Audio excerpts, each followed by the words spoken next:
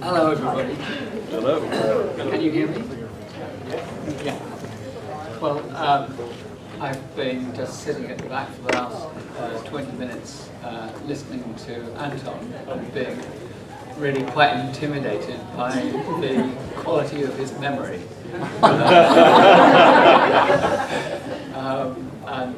He has, of course, some very interesting tales to tell. It is a long time ago. I will do my best for you, but my memory of individual episodes is probably not as good as Anton's, and certainly not as good as yours. But give me a go.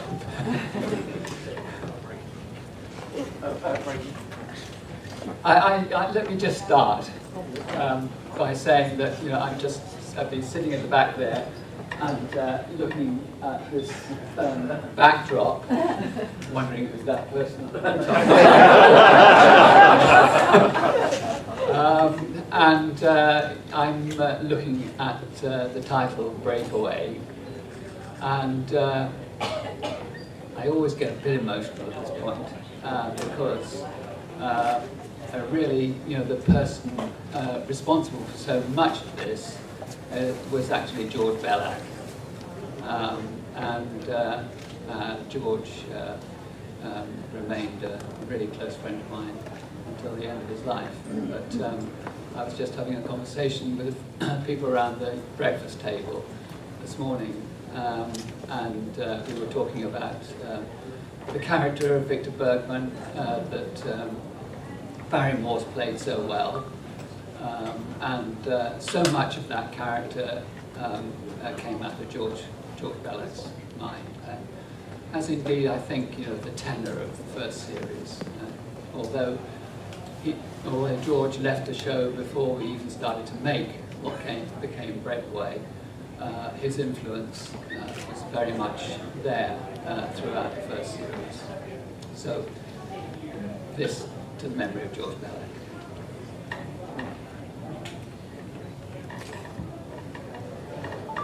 Did you ever hear what George Bellac's impression was of the series after he left it? Did you know if he watched it?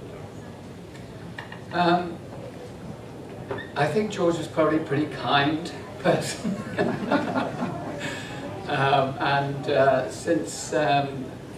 Since what I had done was to completely rewrite Breakaway, all I can say is that he never held it against me.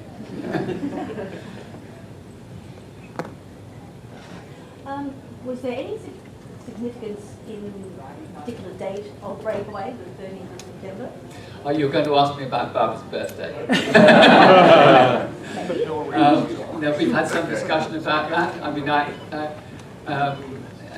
Jerry was a very clever and devious man, and I suppose there might have been something in the back of his mind when he was trying to lure Barbara and Martin onto the show, but I think probably the truth is that it's pure coincidence.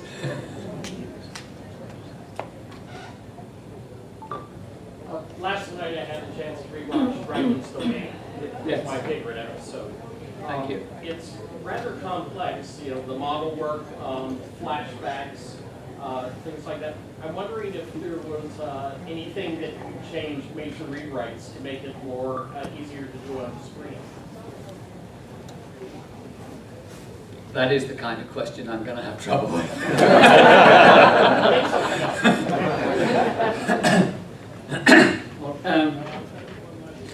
What I can say about Dragon's Domain is it's actually one of my favourite episodes too, and it was a story I very much wanted to tell, and because of that, it was a script which came pretty easily to me, and I don't think. There may be documentary evidence to disprove this, but I don't think that Dragon's Domain went through the multitudinous numbers of rewrites that other stories may have done. I think the major change was, of course, that it was it had to be tailored for the political imperative to include an Italian actor in the show. So that probably did entail quite a bit of adjustment. I can't remember exactly what the details of that were, but the ethos of that story, the philosophy behind it, that was all pretty clear in my mind before setting out to write the show. So to that extent, I think when I say it came easy, I knew what I was doing when I set out, and I think pretty much achieved what I set out to achieve. Yes. Could you talk a little bit about what you remember in the early stages of the show when it was transitioning from a second year of UFO to space and all the changes? Were you involved? If so, how much? What do you remember? Or just how you were brought on board? Yeah, well, Jerry was making another live-action series called The Protectors at Elstree Studios.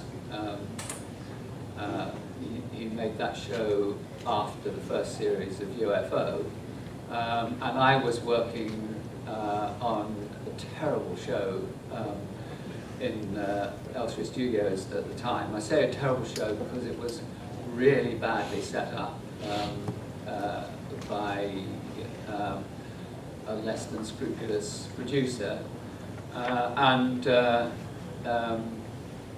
I was hired I had written a pilot script for it. It was a story about it was a World War II story. There is some connection here between this and what we eventually came to be doing on Space 1999. But the World War II story was about the Pathfinder Force.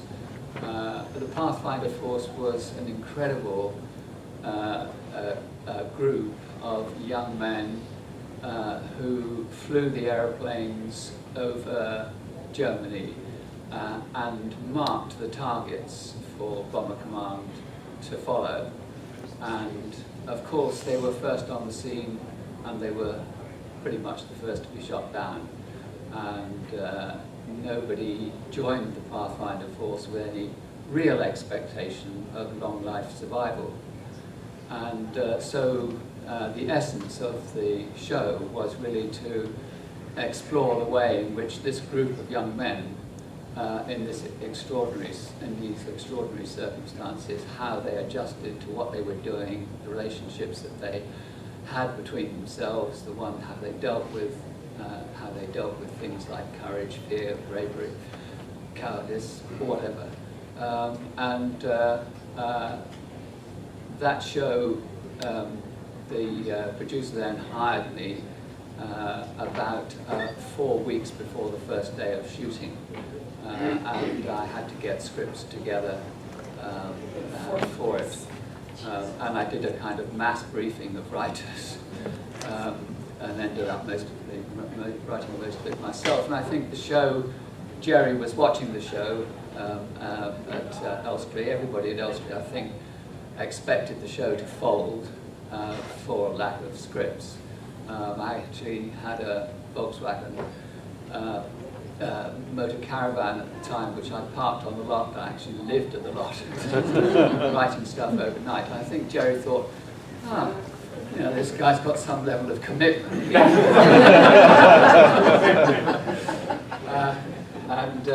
So he asked me about this, and I said, Jerry, I know nothing about science fiction. He said, well, that's probably quite a good thing.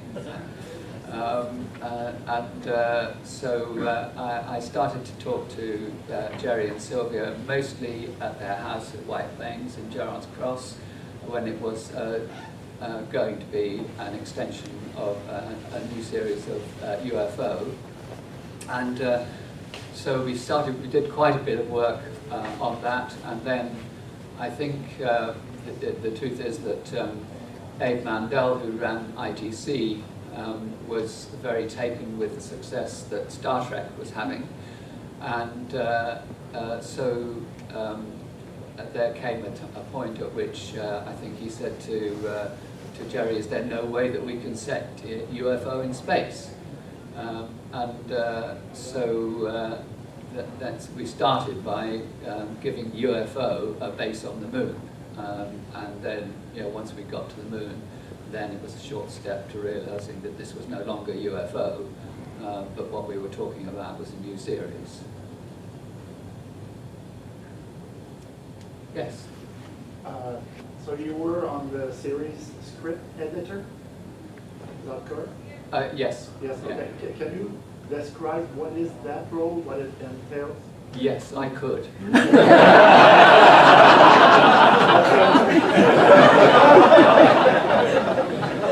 By that I mean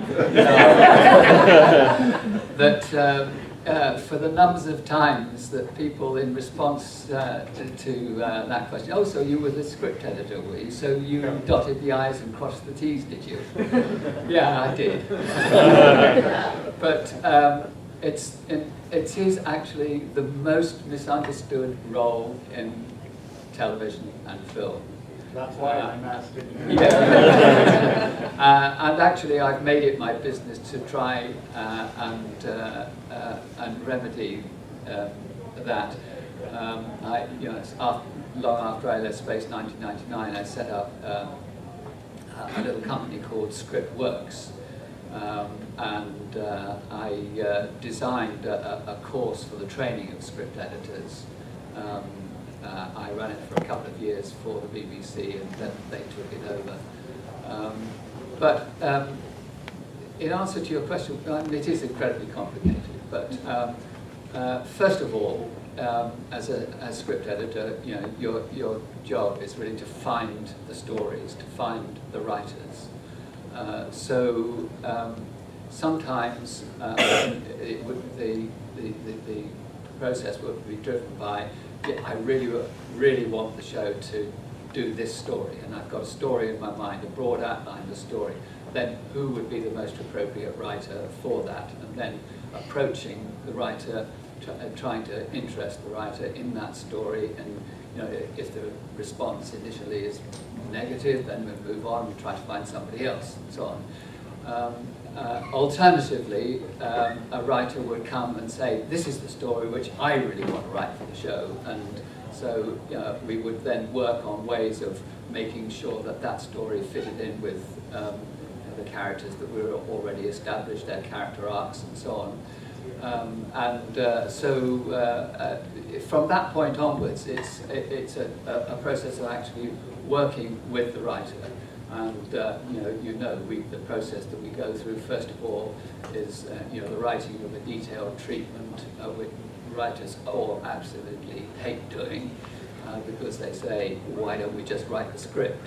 But you have to establish the parameters with which they're going to be working when they're writing the script, just simply things like what can we do within the limits of the budget, for instance, and so on like that. So the treatment is actually a really important document, and most writers, when they've actually done the treatment, are grateful for it, because it gives them a kind of roadmap then for the writing of the first draft of the script. And of course, but the treatment has to be a fluid document, because when you start working with characters, they have, of course, they do take lives of their own.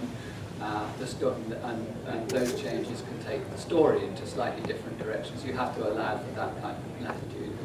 As a script editor, you're kind of trying to sit on top of that and make sure that what you're getting is, okay, the best of what the writer is bringing to the show, but also making sure that it's actually very good for the show. So you work through that, you go through the first draft, the second draft, and so on. But it's a constant relationship between the script editor and the writer. I mean, I've worked on other shows since I've worked both as a writer and as a script editor. But one rule that I've really tried to have is that I've never been both a writer and a script editor at the same time. When I've been working purely as a writer on a show, I've really greatly valued having a good script editor to work with me.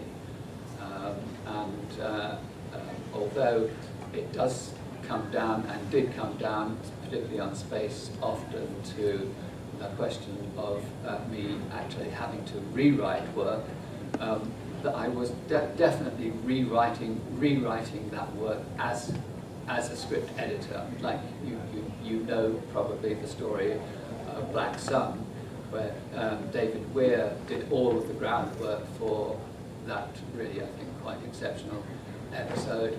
The script itself, Jerry thought was unproducible, and so I totally rewrote that script, and I hope it was still in the spirit of what David intended. But that was certainly an editorial contribution rather than an originally creative contribution, and that's why I'm perfectly happy with the fact that although there probably isn't a word of David's left in the story, but then he has the credit for it, I'm absolutely fine with that. He was the inspiration behind it. Yes? How much say does the original writer of a story has when you were changing the script? How much? Say, how much can he say, this is no longer my work, you're crippling it, or? When I was first working as a script editor at Elstree Studios, I had a very good mentor, Jeffrey Jones, who had worked he worked as Brian Forbes, script editor for many years. He once said to me, Chris, this job, it's 95% diplomacy and 5% talent. So it's all a question of the relationship. And one of the things I think is really essential for a script editor is not to let your own ego get in the way. And I've always regarded the process as being enabling a writer to write to the best and probably beyond the best of their capability. So when you rewrote scripts, was it more to go to the budget or just make the story better? The budget had a lot to do with it, particularly Black Sun.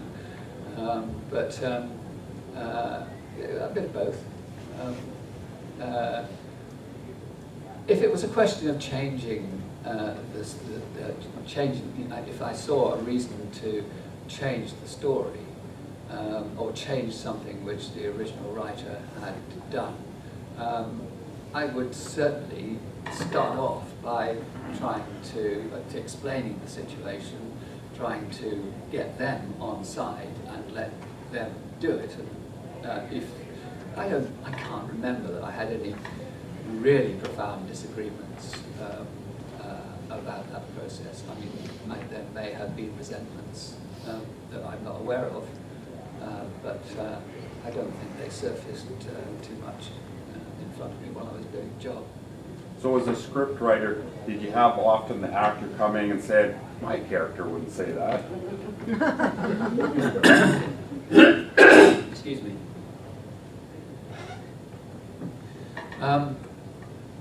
There were, on the first series, there were a number of people who had made really major contributions to the success of the show. Excuse me, I've got some water. Thank you.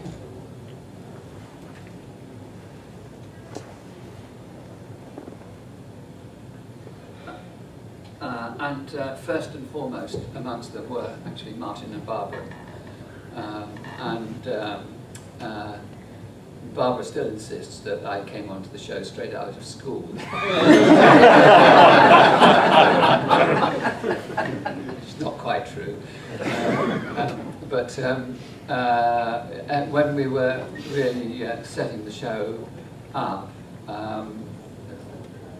Martin and Barbara had they were living in a nice house in Little Venice, and my days at Pinewood Studio, almost every evening, I recall going back to their house and just chewing over script matters, and I learned a huge amount from both Barbara and Martin in that process. They made great contributions to the authenticity of character.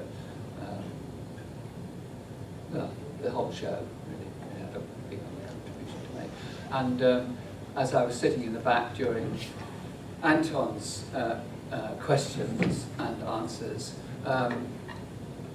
he was answering a question about Charlie Crichton. As a director on the show, Charles was absolutely spot on. He was very much a senior director. But he too was so utterly committed to getting quality storytelling and to what we could actually achieve on screen. And I would always go to Charlie's rushes and we would look at what had been done and sit down afterwards, and I would listen to what he had to say about the way in which characters were evolving, scenes were developing, and so on. So he too made an absolutely colossal contribution. Yes? We spoke a little bit last night, Chris, about doing your job but getting input from New York and from other places, and how difficult it was to change things around if you had to, I guess, pick up the phone, because there's no internet in 1975. There's, you're not Skyping, and people are making changes in America, the things that are just totally messing with your job, actually. Can you speak a little bit to that? We talked a little bit about it last night. Yeah. Yes. Once Abe Mandel and ITC had their eyes on an American network sale, Abe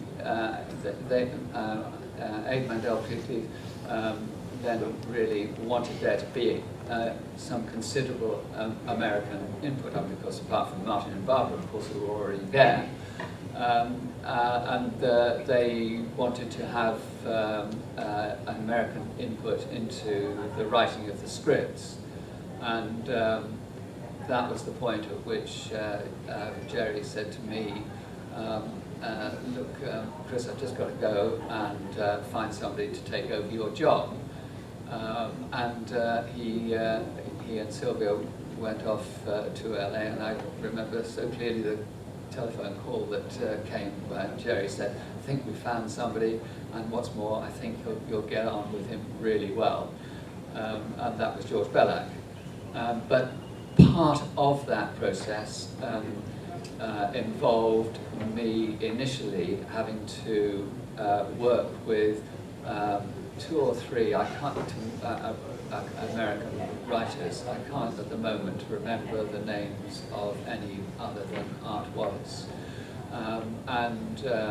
Yeah, you're right, there was no internet. I never met Art Wallace. and there was no Skype, so I had long telephone conversations with him, and it's just something you can't do. You've got to be face to face. You've got to be able to see body language, response, and so on. I found that incredibly difficult, eventually I just gave up on the idea quietly, and the next stage of that interference came a little bit later. I think probably what you're referring to was when the first finished shows were taken to LA, and they began to run focus groups on them and so on, to come back and say what kind of show should it look, what kind of direction should it take, and so on. That was really when I began to feel kind of uneasy about the direction that they wanted to take it in, which was we set out, I think, to do something which was really quite thought-provoking and philosophical, perhaps,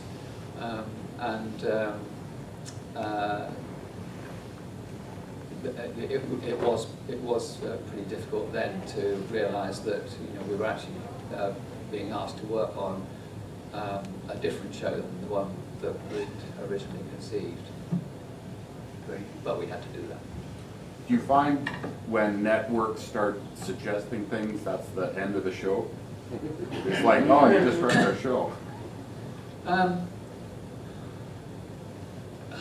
You know very well that I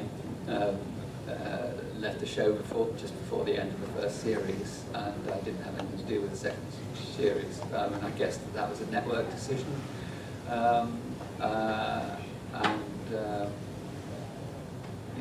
You have your own opinions about what the results of that process were, I'm sure. Yeah, I think it was interference which destroyed what I thought was the essence of the show. Thank you. As diplomatically as possible. Hello. Hi. Were you ever surprised, either pleasantly or unpleasantly, between what you write or what you worked on as the writer and script editor of the show, and then the visual effects and the final result? In other words, I'm thinking like on Dragon's Domain. When you were involved in the writing of it, did you perceive the final effects looking like they did, or any kind of example like that? Did you write something and then the finished product looks different from what you imagined, either good or bad? Differences, yeah, but film is a collaborative process. There was a question that Anton was asked, about the way the show looked.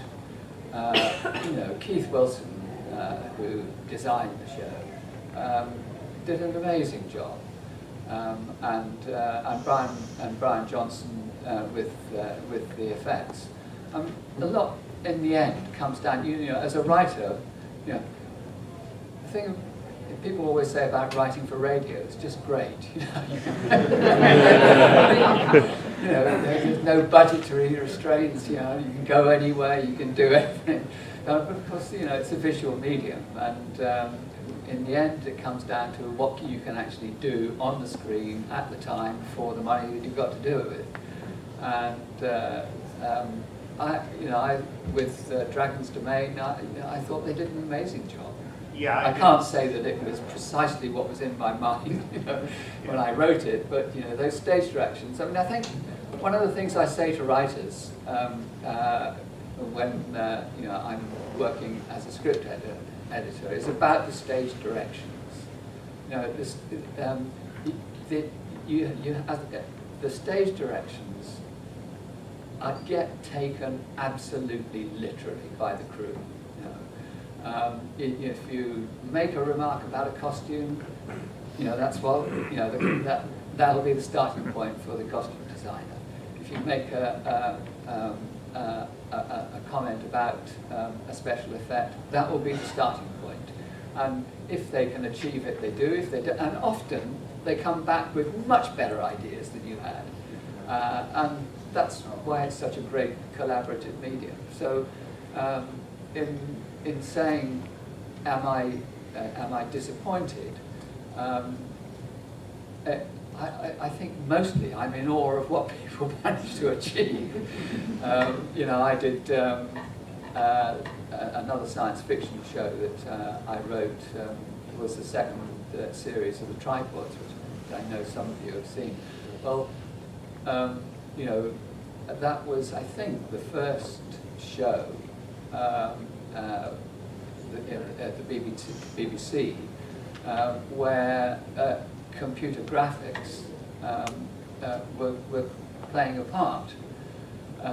And so, you know, I look at it now, as well, last year, as I was encouraged to do, and you know, the process of matching live action and models with computer graphics was really in its infancy there.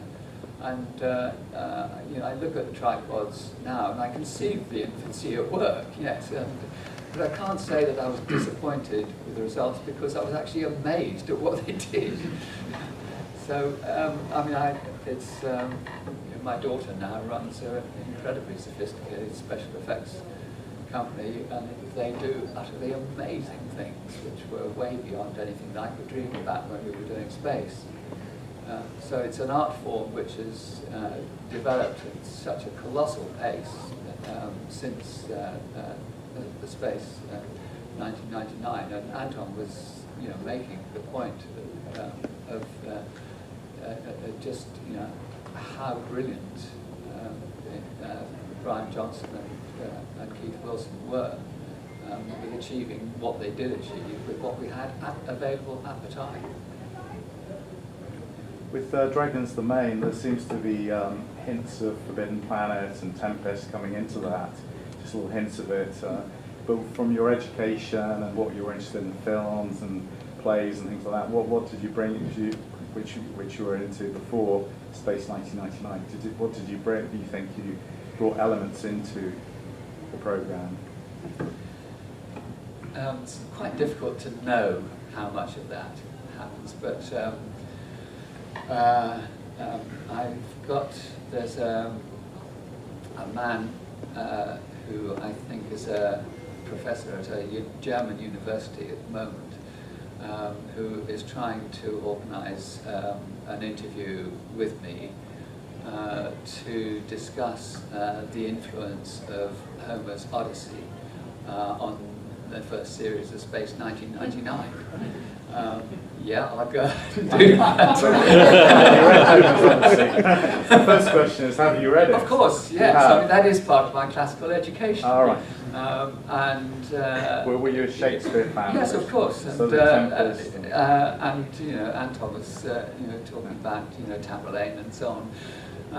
That is part of, you know, what you are. That's what you bring. You know, you bring that. That is the baggage that you bring. It's what you know, what you are as a writer. Yes, it did all come with the show. In relation to film, so you talked about literature and classics and Shakespeare. Were you also interested in film as well? There was a particular genres at the time when you were growing up. You thought, you know, whether it was westerns or, you know, the sort of B-movie type stuff that elements were brought in, or. As a ghastly teenager, that was really pretty bad. There was for a long time not even a television in the household, and my father got really sick at one point, and during his convalescence, you know, the first television sort of came into the house, and I would hightail it out of the room. I wouldn't want anything to do with the stuff that he was watching. So, but there came a point where I was probably just halfway out the door when I caught sight of Patrick McGowan. Maybe they got something here.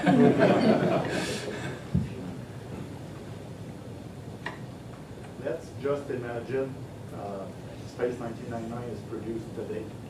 What other story would you push for? In what direction would you push the show as a story writer if you have ideas? Well, this is up and running. I think you've heard us talk about the work that I've been doing with Robert and with Steve Warneck and Eric Bernard, and about our project Helios. We're still hopeful that we will move forward with that, which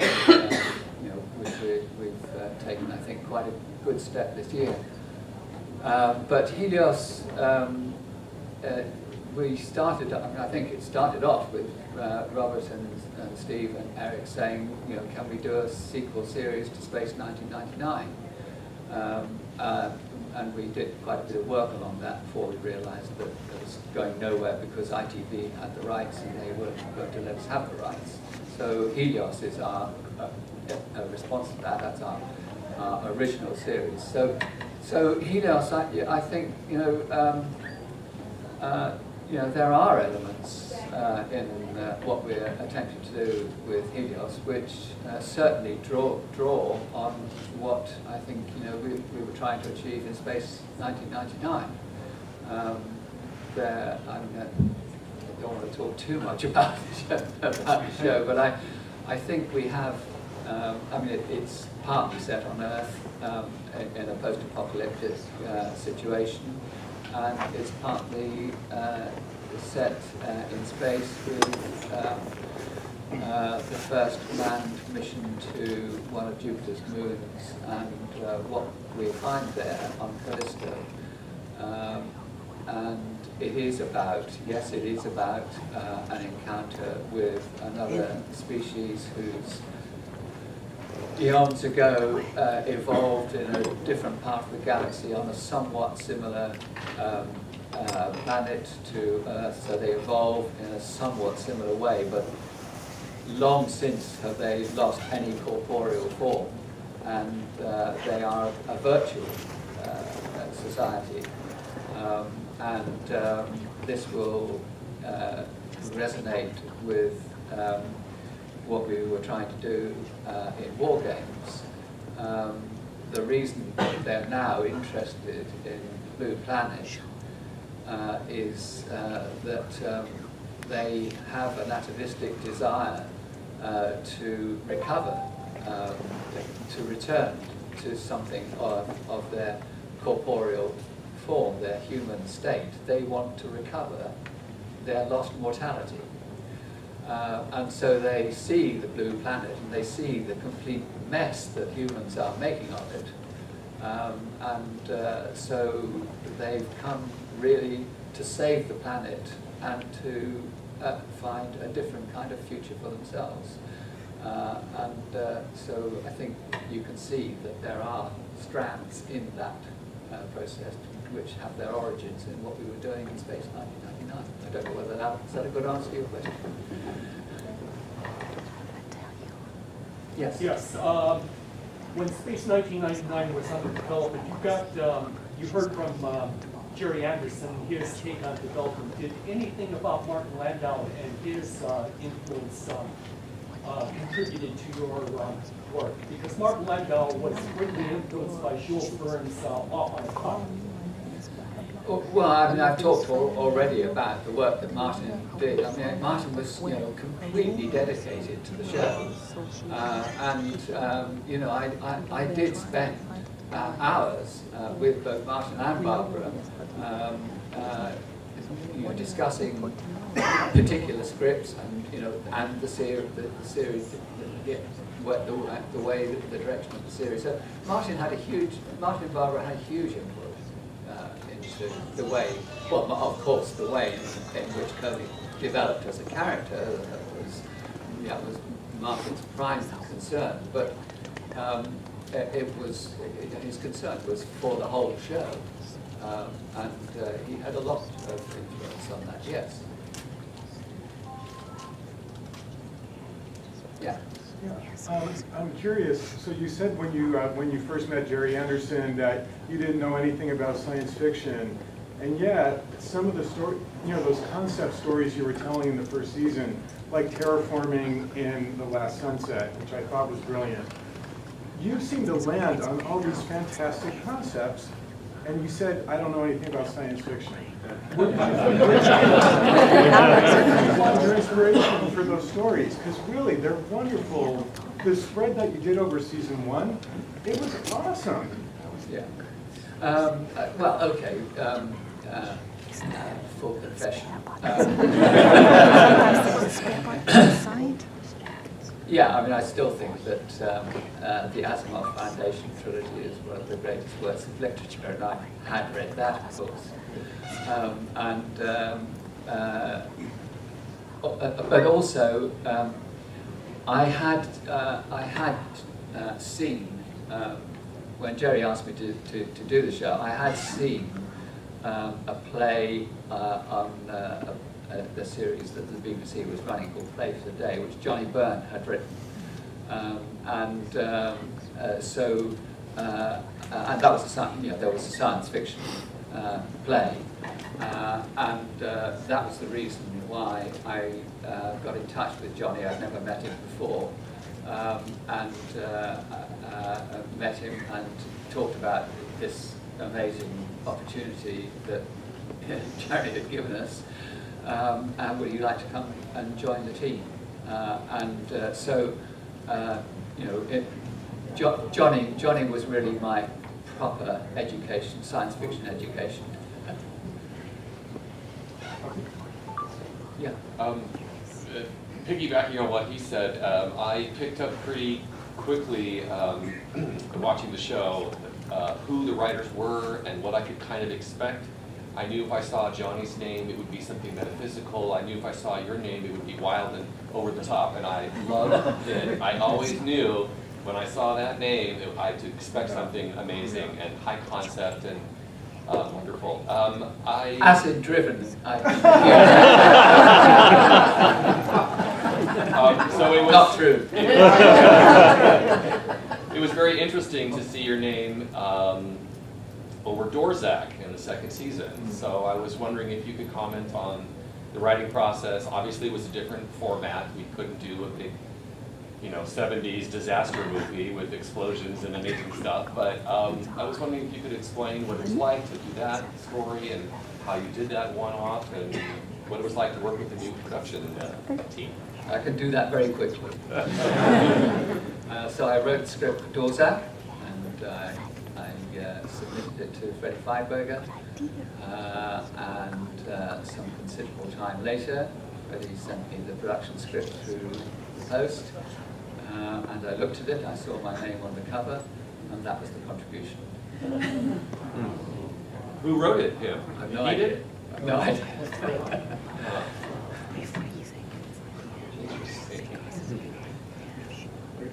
Just quickly, there's something we know as fans as the mysterious unknown force. I'm just wondering if it was part of the series 5 or it's something that just happened by accident throughout this. Sorry, I'm not quite getting this. Okay, so us fans, there's something, a concept we call mysterious unknown force. So there's always the alpha goes somewhere and there's like God or something that drives the story. So was that part intended in the script? Oh yeah, okay. Right. This was something which Johnny and I, with Jerry, talked about in some detail because Star Trek was out there and up and running and doing really well. There was Enterprise and there was Captain Kirk, boldly going, and he was in command of the ship, in command of, humans were in command of their own destiny,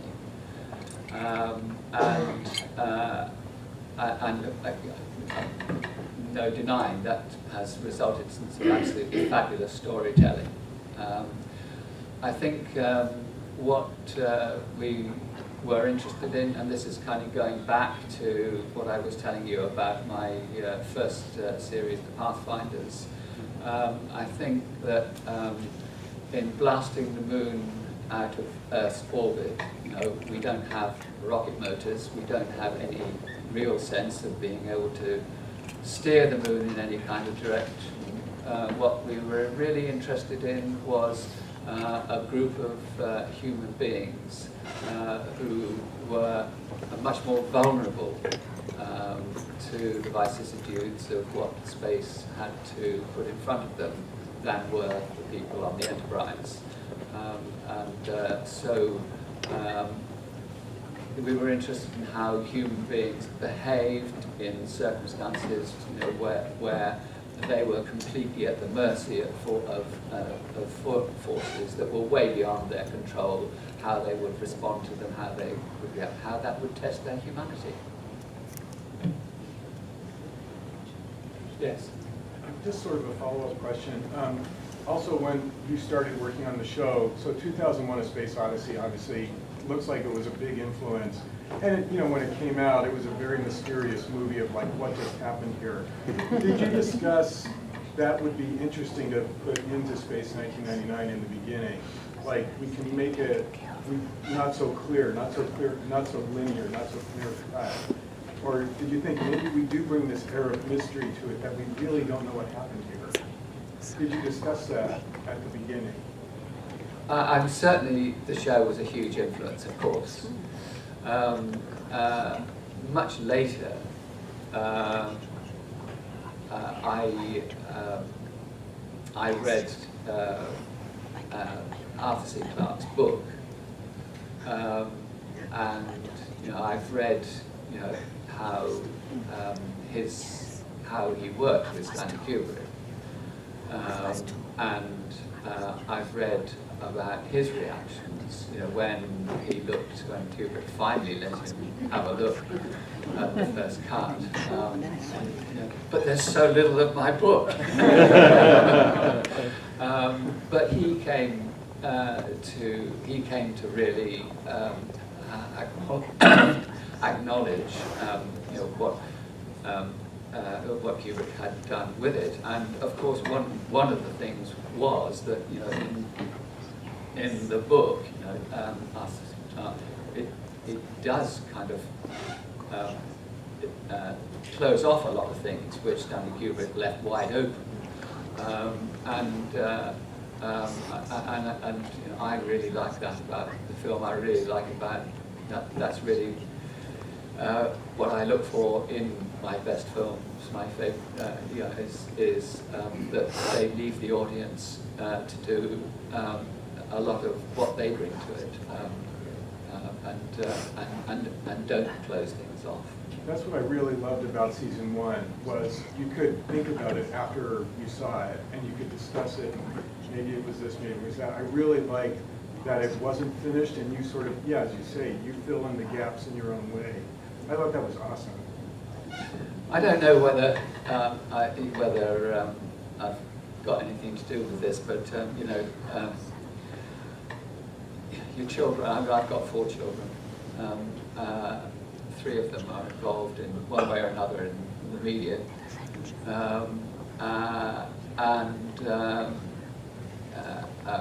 one of them, my daughter, who runs the special effects company, is married to the film director Jonathan Glazer. I don't know whether any of you have seen his film Under the Skin,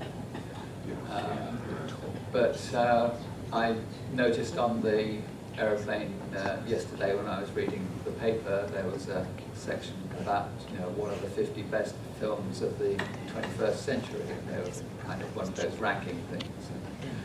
And Under the Skin is number 4 in that ranking, I have to say. It's a truly extraordinary film. It's pretty difficult to categorize it, but I know that Jonathan, like Stanley Kubrick, takes 10 years to make a film, and he's in production with what will be his 4th feature now. But if you haven't actually seen Under the Skin, it's very much a different kind of science fiction. It's a different kind of film. Has anybody seen it? Yeah. Did you like it? So I'm hoping that you know, the kind of influence, but it's yeah. Did the personality of the actors have any bearing on how the characters develop? Oh, definitely. I mean, you know that that's the great thing about working on a series. I mean, in a single play, a single film, hopefully you are able to do that in the rehearsal process. And you know, when you're rehearsing, you see, as a writer, you see the strengths that individual actors bring to, and then you start really trying to play to those strengths. In a series, of course, it works much better because you know you can see one episode and you can see the way in which one character is really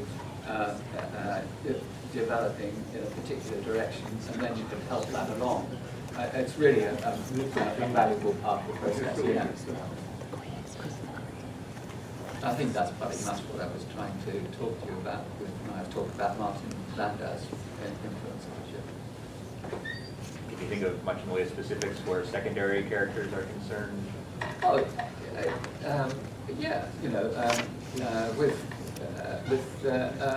Clifton and Carter, and Barry, you know, Barry Morse, you know, amazingly, because you know Barry really thought about that character. He loved it, and you know we had discussions about that, and the character of Victor Bergman developed, you know, between the writing department and Barry Morse, really.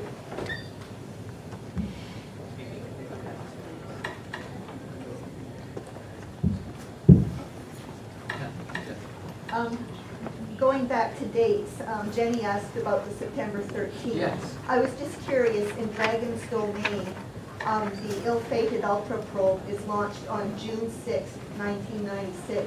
That's 3 6s, which biblically is considered remarkable. The Ultra Probe met up with an incredibly nasty beast. Is that mere coincidence? Absolutely. so. Nice observation. Yeah, cool. Yeah. Well, you know, you never know where stuff like that comes from. From the mysterious unknown Yes. source. Yes. Yeah. So I have to tell you, one of the great memories of my life is watching the ending of The Last Sunset. First run as a teenager with my mother. My mother, who could care less about this science fiction garbage that I'm wasting my life on. Yes. And we get to the last scene, and the sun is setting for the last time on the moon, and it's a really touching moment. And it got her. It really got her, and for a moment there we were on the same page in their plight and how they felt losing, you know, that one thing that they so craved, and, you know, being outside and feeling the wind on your skin. So was that scene there at the beginning, Chris? Did that survive the rewrites? Was that your intention from the get-go? Because it truly gave me a great moment with my now long deceased mother that I've never forgotten. That is humans being human, and a celebration, I think, of what it is to be human. I think, you know, I said that, you know, I'd never been much of a science fiction fan. I mean, I really don't acknowledge the boundaries between literary genres,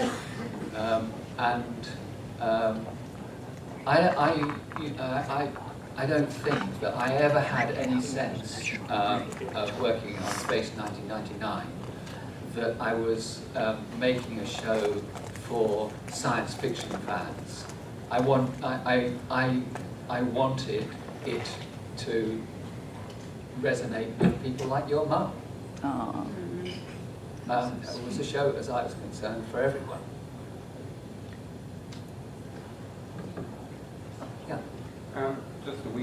ago, very sadly, Terrence Dix passed away. Obviously another script editor who did a great deal of work on Doctor Who, one episode of Space. Did you meet him at all? I never met Terrence Dix, no. And I think his episode was in season 2, wasn't it? Yes, it was. Yeah. No, I never met him. Huge admirer of the work that he did. And of course, an absolutely brilliant script editor.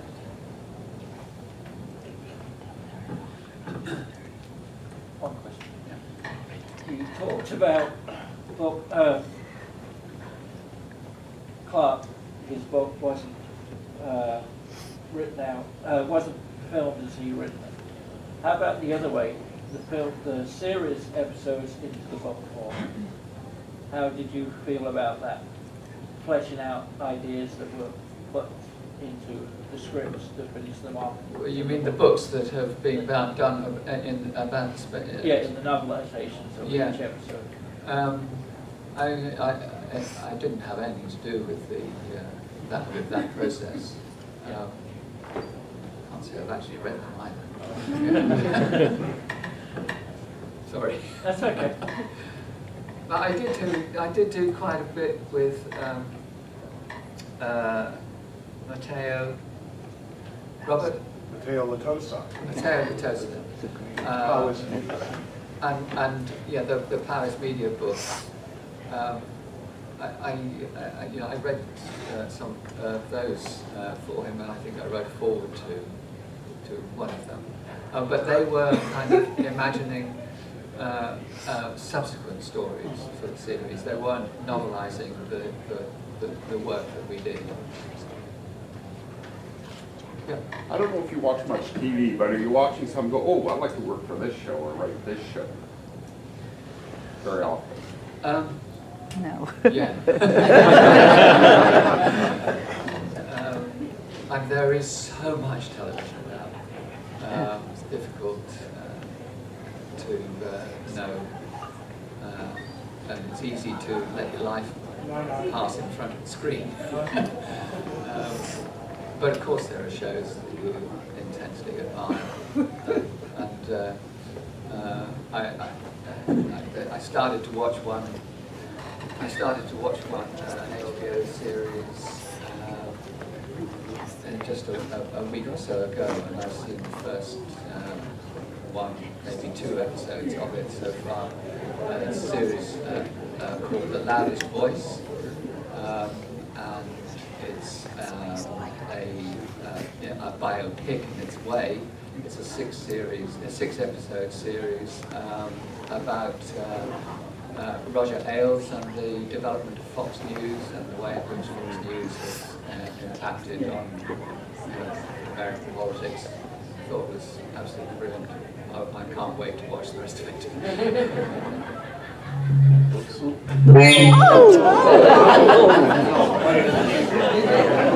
That was awakening.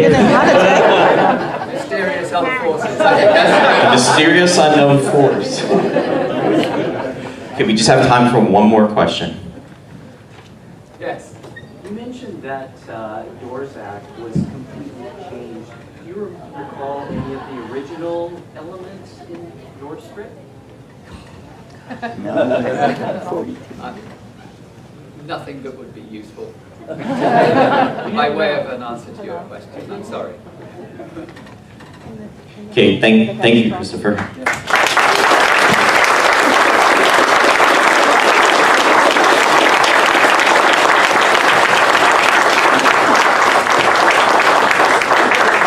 Okay, next up we're going to have... Karen. I'd just like to say, I didn't come to a Space 99 convention until, I think, 2000 in New York. Mike's not working. Mike. Your mic is not working. The mic, Name a different microphone. Give your mic now. Is that okay? Yeah. Yes. My first convention was Christopher I Penfold think in was New York in 2000, and you guys, the way that you retain such a vivid and creative interest in the show that we did 40-odd years ago is incredibly flattering to me. Thank you very much.